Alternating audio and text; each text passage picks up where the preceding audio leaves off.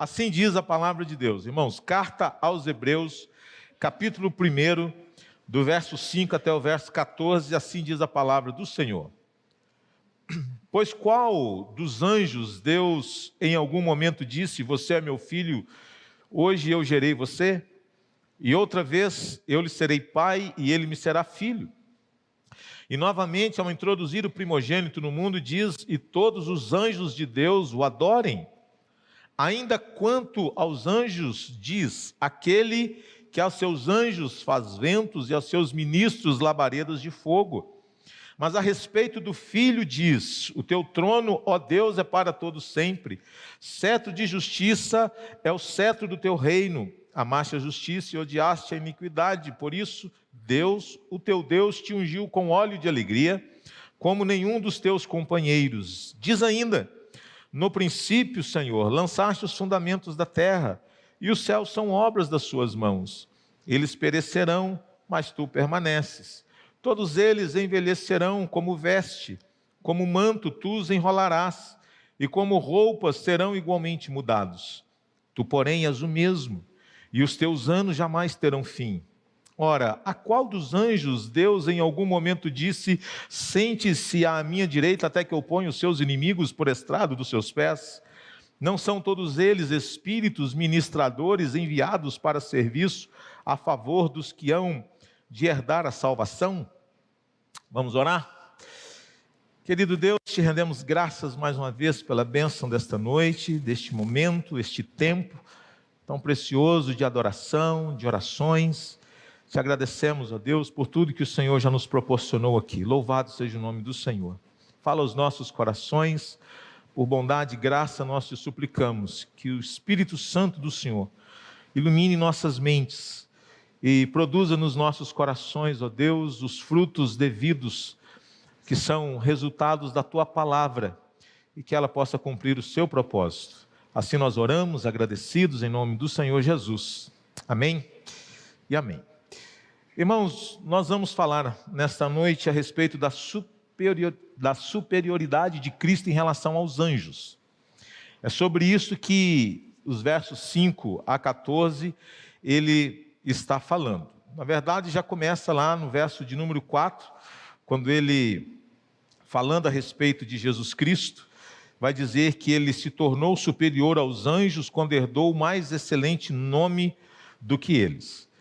O objetivo do autor aos Hebreus, que nós não sabemos quem é, e já foi falado um pouco a respeito de quem é a autoria, e o Denis falou a respeito disso, mas nós sabemos que ele tinha uma preocupação. Certamente ele era um judeu que havia se convertido, e ele estava vendo que muitos dos seus compatriotas, também judeus, eles estavam meio que desanimando da caminhada cristã. Por que desanimando? Porque as condições não estavam nada fáceis. Um judeu que se convertia ao cristianismo, ele fechava muitas portas, deixava para trás muitas promoções que poderiam acontecer, a sua vida comercial não era facilitada, a sua vida social não era facilitada, a sua vida em sociedade era altamente custosa, de modo que, dado as intensidades, as dificuldades às quais alguns estavam sujeitos, o que eles faziam? Eles retrocediam. Eles estavam voltando atrás da sua decisão, da sua confissão de fé. O autor aos Hebreus, então, tem como objetivo dizer que voltar atrás não é acrescentar algo, é retroceder. Por isso que ele vai fazer aqui uma série de comparações com personalidades do passado, a fim de deixar claro que em Cristo tudo se cumpriu. Que você não pode ficar com Jesus e mais alguma coisa. Era uma proposta que estava tendo. Olha, você não precisa deixar o judaísmo por causa do cristianismo, você pode ficar com os dois. E é interessante que algumas religiões, elas ficam meio que no meio, elas ficam no meio do caminho. Elas não ficam totalmente com Jesus, não é? Elas não largam determinadas bagagens doutrinárias, teológicas, elas ficam ali. Jesus não é tudo, mas ele também não é nada. Isso era uma proposta que acontecia por parte destes judaizantes. Olha, não precisa deixar o judaísmo por causa do cristianismo, você pode ficar com os dois. Aqui, a figura dos anjos, ela ocupa um lugar importante. Na cultura judaica, os anjos, eles estiveram presentes em vários momentos da história do povo, eram portadores das mensagens de Deus, entregavam recados de Deus. No texto que lemos de Colossenses, chegou a dizer a respeito do culto aos anjos. E no nosso imaginário, os anjos também estão muito presentes. Haja visto, irmãos, que a maioria das religiões existentes no mundo, você pode ver, tem uma figura angelical nelas. Tem uma figura angelical que apareceu, que trouxe uma mensagem, que trouxe um recado da parte de Deus. E é daí, por exemplo, que surge, a partir de uma visitação de um anjo chamado Moroni. Esse anjo ele vai aparecer a um jovem que era frequentador de igrejas, mas ele não encontrava nenhuma que fosse capaz de lhe trazer a satisfação devida. E de repente esse jovem alega ter recebido a visita desse anjo Moroni. Como consequência desse anjo Moroni, Joseph Smith criou uma igreja chamada a Igreja de Jesus Cristo dos Santos dos Últimos Dias, mais conhecido como os Mormons. Por isso os Mormons que vêm do anjo Moroni, não é? Os próprios muçulmanos entendem isso, e muitas outras religiões vai abraçar a ideia de uma visitação angelical, trazendo um recado sobrenatural de Deus, a fim de criar aí um novo caminho. E Joseph Smith criou o outro evangelho de Jesus Cristo. Eles têm esse livro, que é o livro normativo da vida deles, que vai instruir a vida deles. Então nós temos muitas religiões que elas ficaram meio que no meio do caminho. Elas não avançaram, elas não progrediram. Há muitas religiões que elas falam de Cristo, mas a pergunta é, que Cristo? Você vai na Adventista do Sétimo Dia, por exemplo, tente mexer com Ellen White, e você vai ver o que acontece.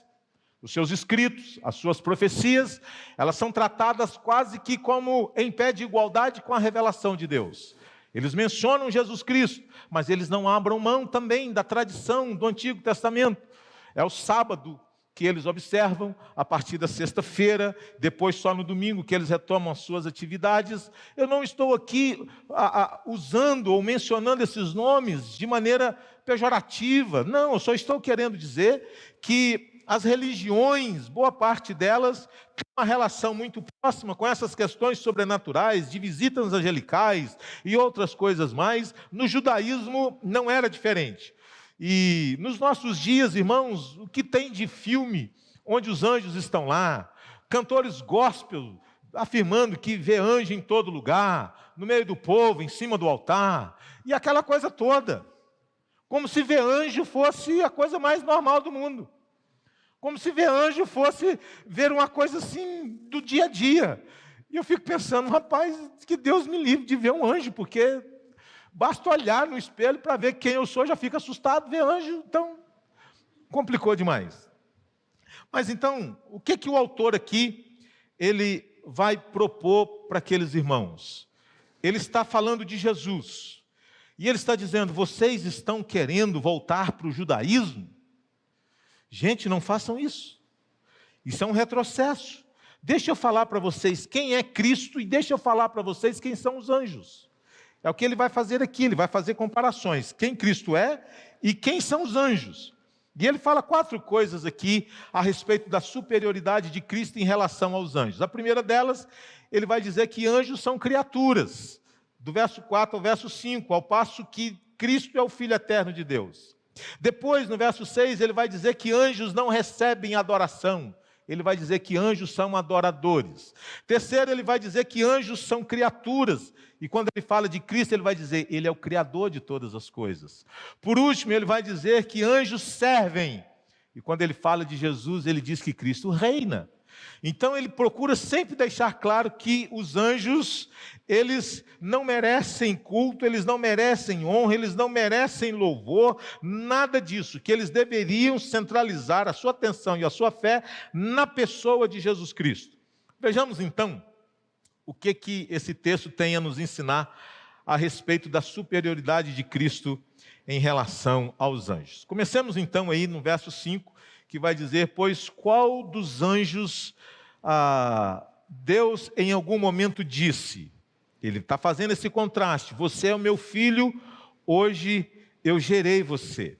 Então aqui ele começa dizendo que anjos, eles são criaturas, e quando ele faz referência ao Filho de Deus, ele vai dizer que o Filho de Deus, ele é eterno, que o Filho de Deus é o Filho eternamente gerado do Pai, é Deus de Deus, ele é um ser divino, ele é um ser distinto, ele existe antes de todas as coisas. A teologia, ela não consegue explicar a respeito do que está sendo dito aqui, desse Filho gerado do Pai. A definição que teólogos encontraram é que ele é o Filho eternamente gerado do Pai. Que o Senhor Jesus, ele é o Filho de Deus, ele é divino.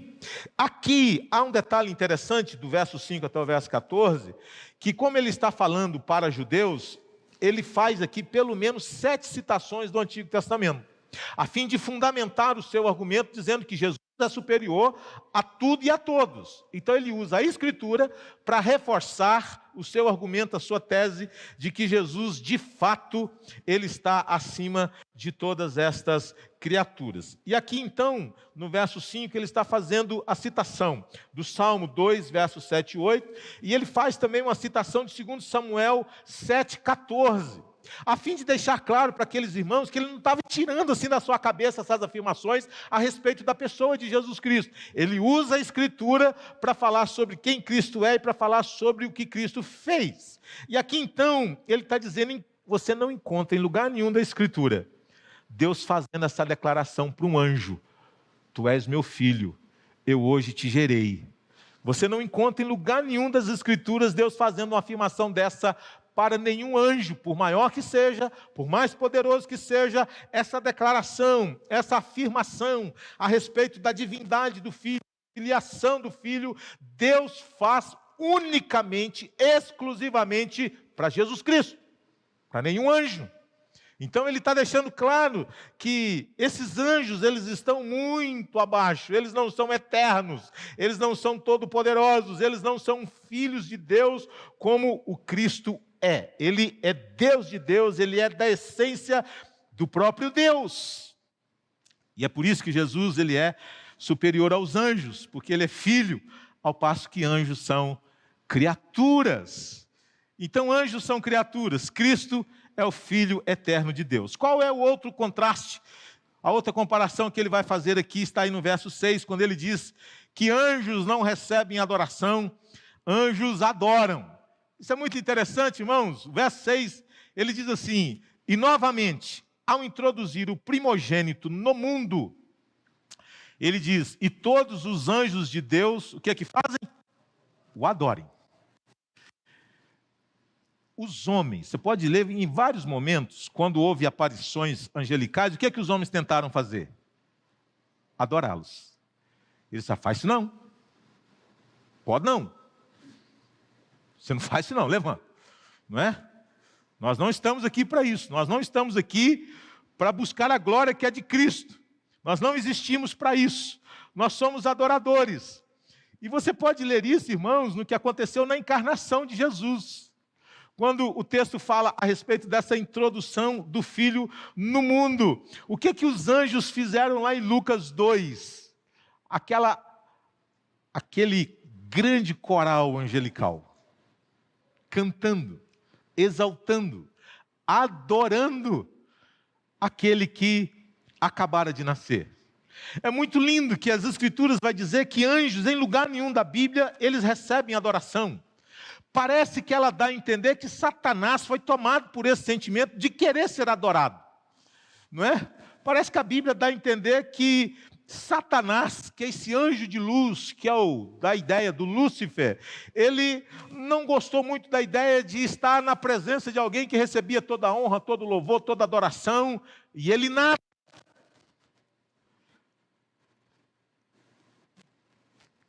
E aí então, ele é expulso. Ele sai dessa presença de Deus.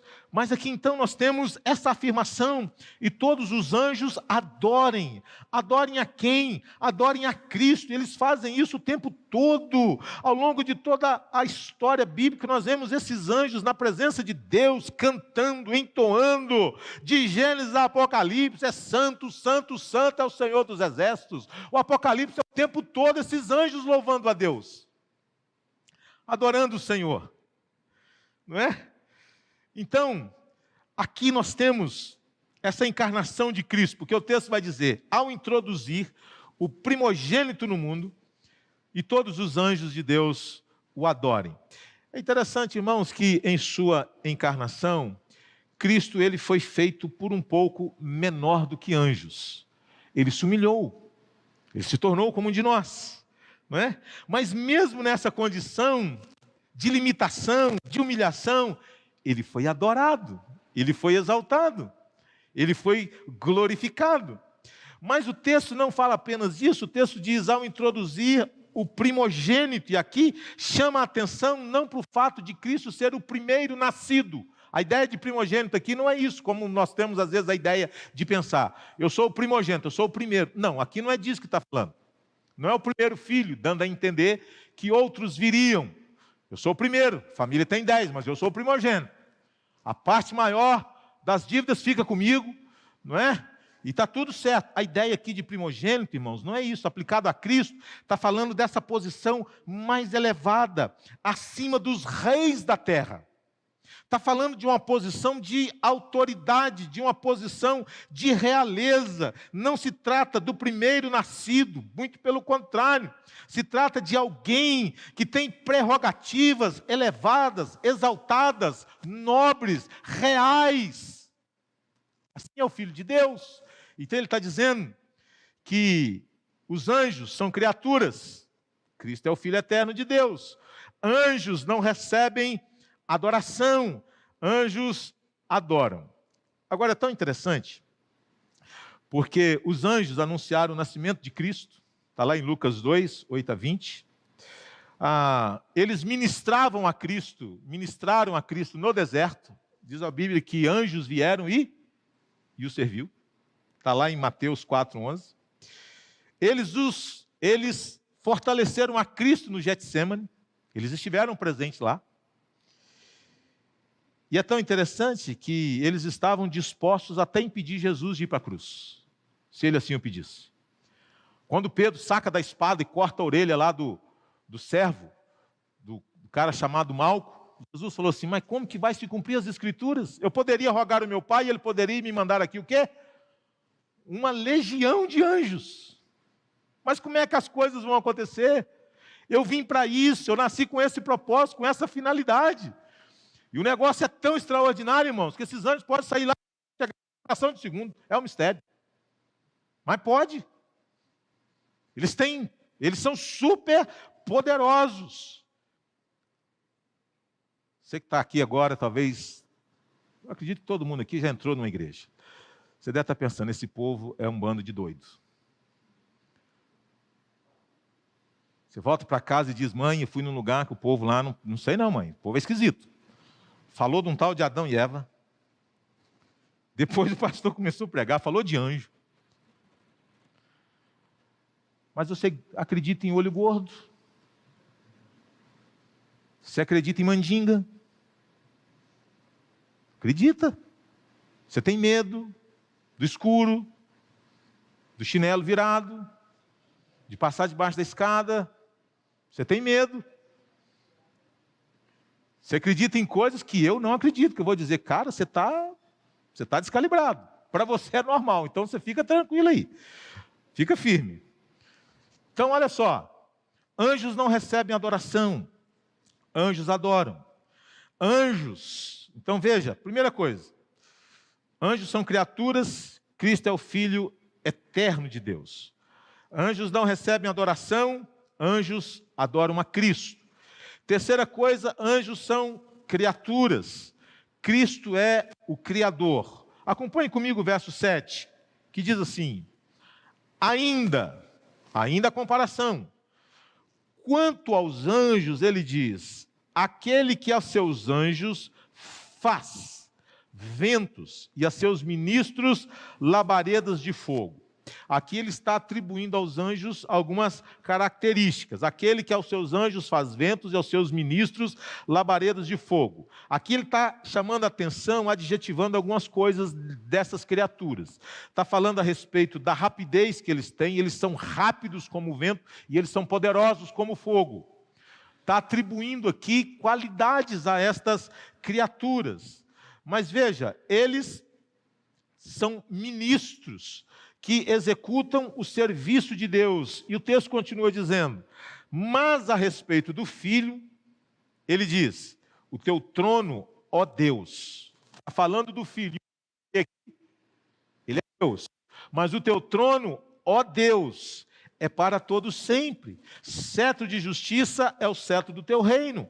Amasse a justiça, odiasse a iniquidade. Por isso, Deus, o teu Deus, te ungiu com óleo de alegria, como nenhum dos teus companheiros. E diz ainda: no princípio, Senhor, lançaste os fundamentos da terra, e os céus são obra das tuas mãos. Eles perecerão, mas tu permaneces. Todos eles envelhecerão como veste, como manto tu os enrolarás, e como roupas serão igualmente mudados. Tu, porém, és o mesmo, e os seus anos jamais terão fim. Vamos ver algumas informações a respeito desta passagem. Aqui, novamente, ele está trazendo à memória mais algumas citações do Antigo Testamento. Por exemplo, essa questão dos anjos como desses anjos como ventos e como labaredas de fogo. Você pode encontrar essa informação no Salmo 104, verso 4. Está praticamente idêntico, não é?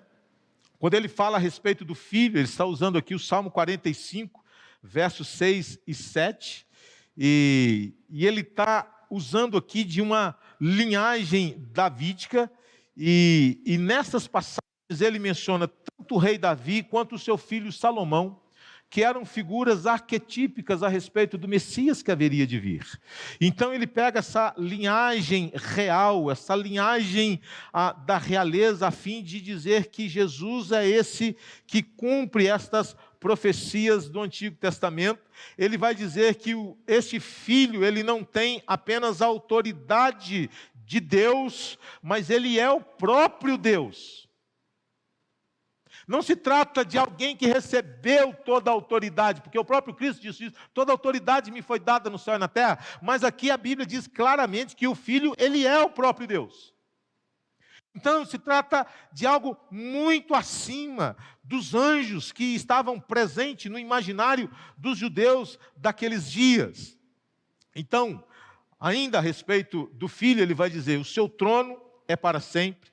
Ele vai dizer que o reino do Filho, ele tem um cetro de equidade. Cetro é o bastão que o rei usava como símbolo do seu reinado e de seu poder. Ele vai dizer que este Filho ama a justiça e odeia a iniquidade. Ele diz que esse Filho, ele foi ungido pelo Pai com óleo de alegria. Então aqui ele chama atenção para essas características de Cristo. Verso 10, ele diz que Cristo é o Criador de todas as coisas. João 1, por exemplo, diz que todas as coisas foram feitas por intermédio dele, sem ele nada do que foi feito se fez. No verso 11, ele fala sobre a eternidade do Filho, a imutabilidade de Deus. Você já leu isso na teologia? A imutabilidade de Deus. Deus não muda, irmãos. Ele é o mesmo ontem, hoje e será para sempre. Ele diz que a criação passará, Cristo não. E aqui novamente ele traz à tona mais dois textos do Antigo Testamento, que é o Salmo 102 e o Salmo 110. E aqui ele faz um contraste. Quando ele diz que o Filho não muda, ele faz um contraste com os anjos, né? Tu, porém, és o mesmo, e os teus anos jamais terão fim. O que não se pode dizer a respeito dos anjos. Se você ler a carta de Judas, ele vai dizer que os anjos não guardaram o seu estado natural, original. Se rebelaram contra Deus. Parte das hostes angelicais, se rebelaram, foram expulsos, se tornaram anjos caídos que nós conhecemos como demônios. Demônios. Esse reino do mal existe. São anjos caídos, e aqui ele vai dizer: O Filho é o mesmo ontem, hoje e é para sempre. O seu reino não tem fim. Mas os anjos não. Muitos não guardaram o seu estado natural, se rebelaram contra Deus. Então, ele diz que anjos são essas criaturas. Cristo é o Criador. Para terminar, ele diz no verso 13, 14, que os anjos servem. E quando ele fala de Cristo, ele diz, Cristo reina. Presta atenção, o texto diz assim, e aqui ele faz uma citação do Salmo 110. Ele diz, ora, a qual dos anjos, novamente, a qual dos anjos, Deus em algum momento disse, sente-se à minha direita até que eu ponha os teus inimigos por estrado dos seus pés? Qual dos anjos está à direita de Deus? Nenhum, só o Filho, porque ele cumpriu a sua missão. Ele está à direita de Deus com todo o poder, reinando, governando. Ele chama atenção para esse ato de soberania, de majestade, de realeza, de autoridade. Está à direita de Deus, não é uma posição qualquer, é uma posição real, é uma posição de autoridade, é uma posição de poder. Deus não falou isso para nenhum dos anjos. Nenhum. E aí ele então, quando ele se refere aos anjos, ele diz, verso 14, não são todos eles espíritos ministradores, enviados para serviço a favor dos que hão de herdar a salvação?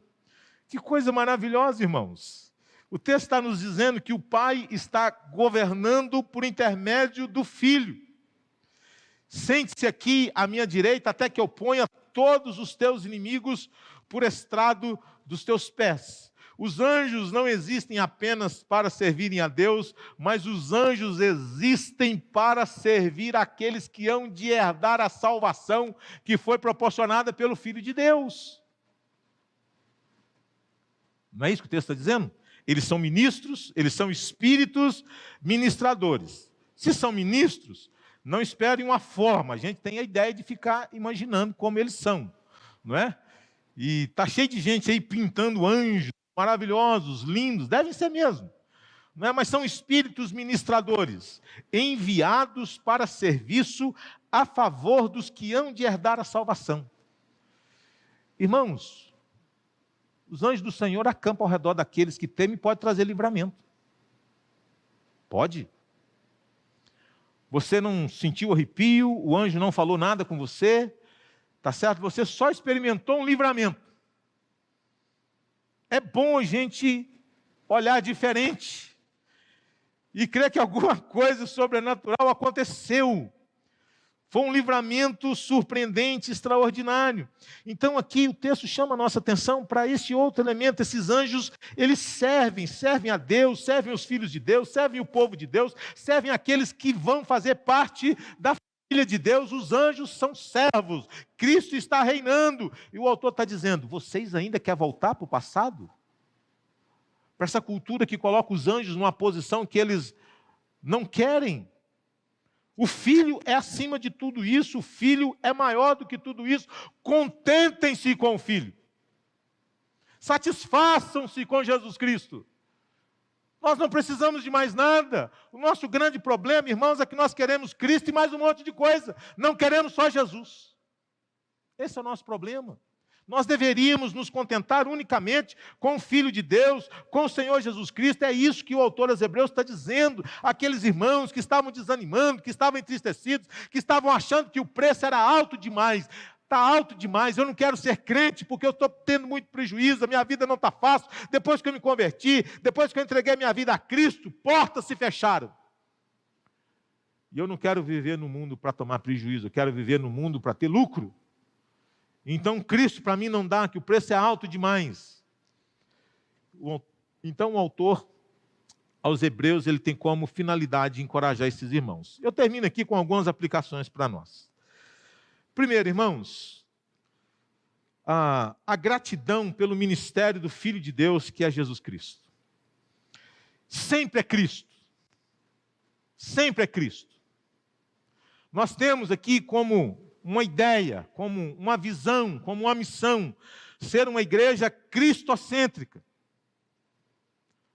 Porque não basta falar de Deus, porque falar de Deus e não terminar em Jesus é judaísmo, é sinagoga, e não é isso. Tem que terminar em Cristo. Não adianta nós contarmos historinhas do Antigo Testamento de Davi e Golias se Cristo não entra na história. Tudo tem que apontar para Cristo. É em Cristo. Ele é a razão de tudo. Tudo converge para Ele. O nosso problema, irmãos, está na falta de contentamento com a pessoa e a obra de Jesus. Augusto Nicodemos, ele disse assim: a necessidade de entronizarmos o Senhor Jesus como Senhor e Rei em nossa vida, ela precisa acontecer.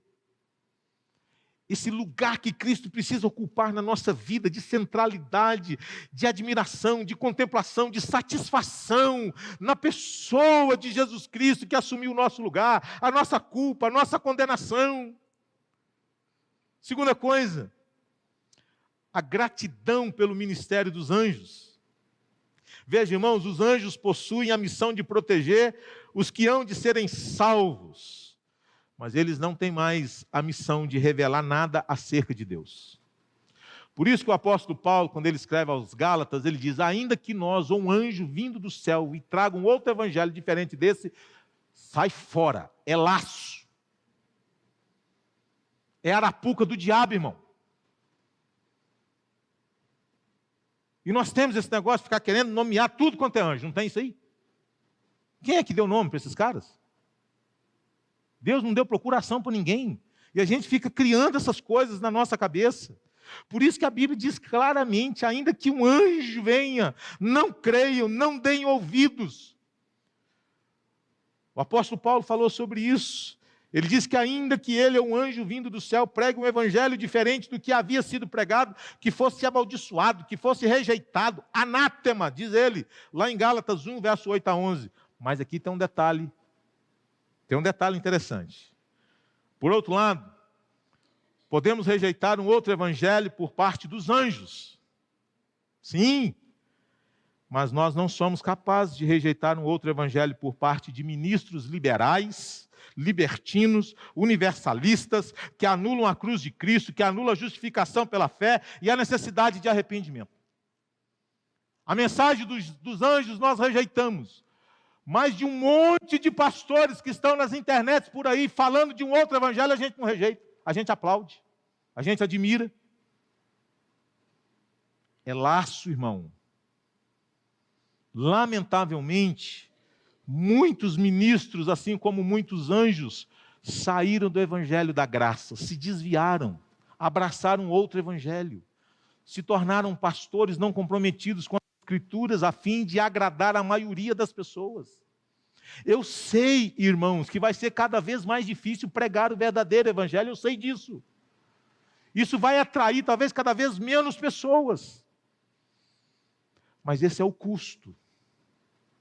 Esse é o custo. O que a gente vai fazer?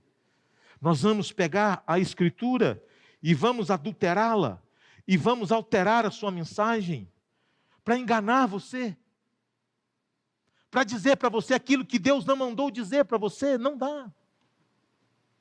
Não dá. Terceira coisa, anjos são seres invisíveis enviados por Deus para trabalhar em prol do povo de Deus e daqueles que farão parte dele.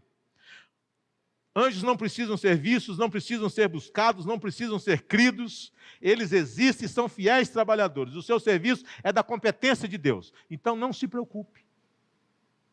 Fica tranquilo. Tá certo? Não sai aí querendo falar com anjo, querendo ver anjo, querendo sentir anjo. Sentir um arrepio, deve ser o anjo. Não, faz isso não. Fica tranquilo. Tá certo?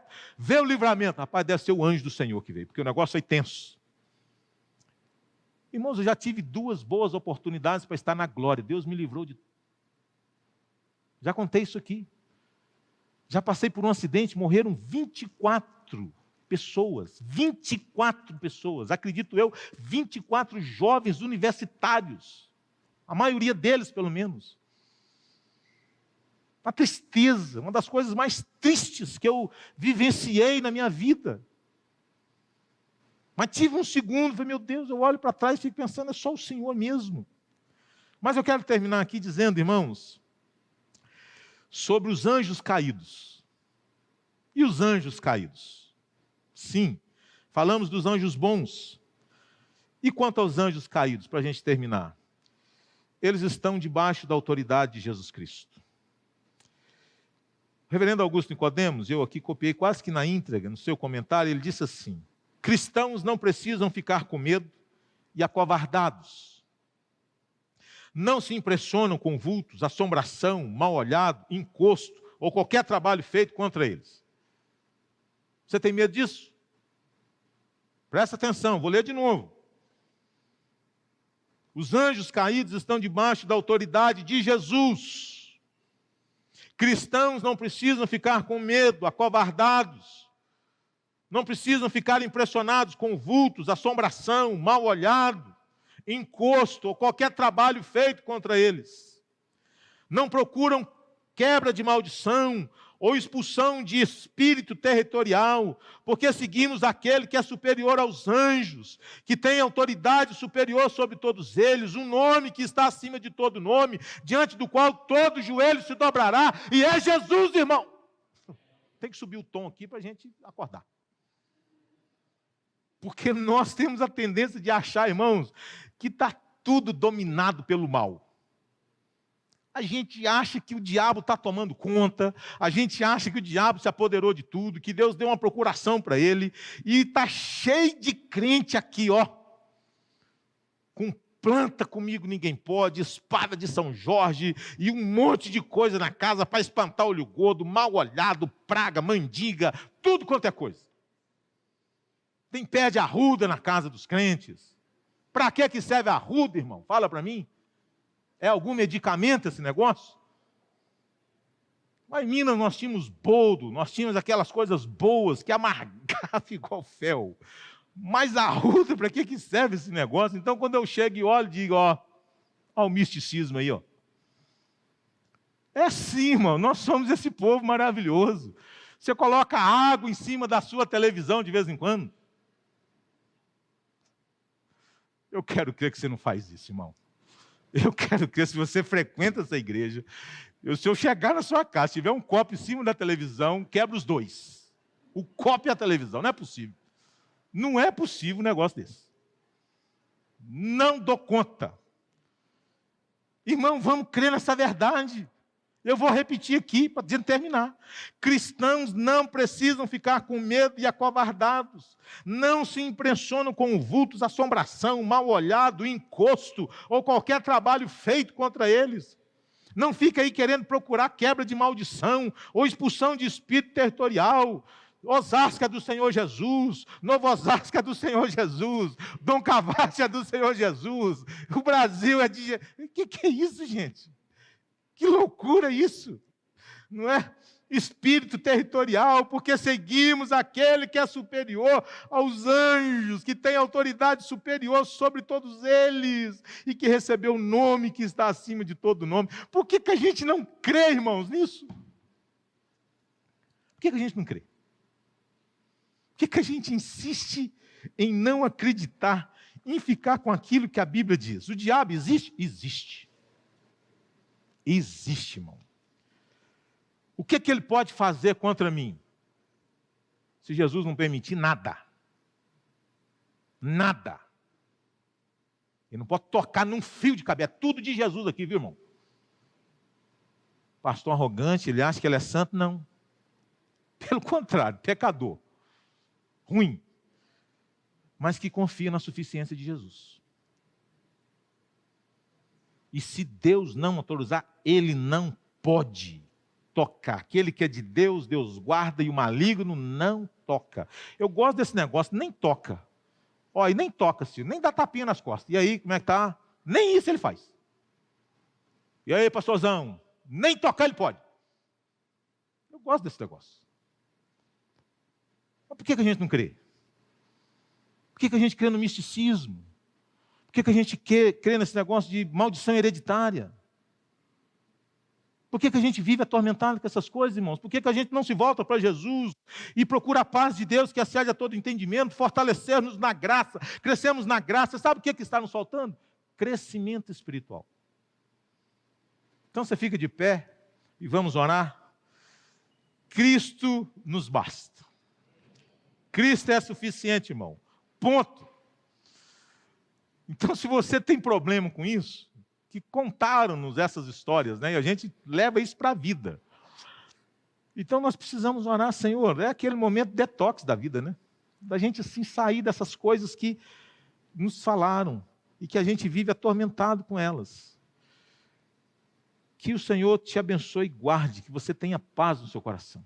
Que você creia que a sua vida está guardada, protegida em Cristo Jesus. Senhor, obrigado por esta noite, obrigado pela vida de cada um que aqui veio. Louvado seja o nome do Senhor. Dá-nos a bênção de descansarmos nessa obra graciosa de Jesus Cristo. Dá-nos a bênção, Senhor Deus, de confiar que nele nós estamos protegidos, guardados, que o Senhor é o nosso Deus Todo-Poderoso, que nada, Senhor Deus, nada pode nos afetar se não passar primeiramente pela vontade soberana do Senhor. A tua igreja é este povo maravilhoso por quem o Senhor derramou o seu próprio sangue para comprá-la. E ninguém, Senhor Deus, pode ousar fazer-nos mal. Em nome de Jesus, ó Pai querido, nós te suplicamos, fortalece-nos. Nós somos criaturas tão, às vezes, ignorantes. Nós cremos em tantas mentiras e achamos que essas mentiras são tão verdadeiras. Dá-nos a bênção de confiarmos de todo o coração naquilo que o Senhor se revela a nós, na Tua palavra, em Cristo Jesus. Fortalece a Tua igreja, que sejamos um povo sábio, que sejamos um povo inteligente, que sejamos um povo forte espiritualmente, que sejamos um povo satisfeito com Jesus, um povo que se alegra em Cristo, que vibra com Jesus, que seja cada vez mais entusiasmado com a pessoa dEle, com a obra dEle. Nós te suplicamos isso, Senhor, agradecidos no Teu próprio nome, Senhor Jesus. Queridos irmãos, que a graça maravilhosa do nosso Senhor e Salvador Jesus Cristo, que o eterno amor de Deus o Pai, as doces e eternas consolações do Espírito Santo, seja com todos e com toda a igreja de Jesus, hoje e sempre. Amém.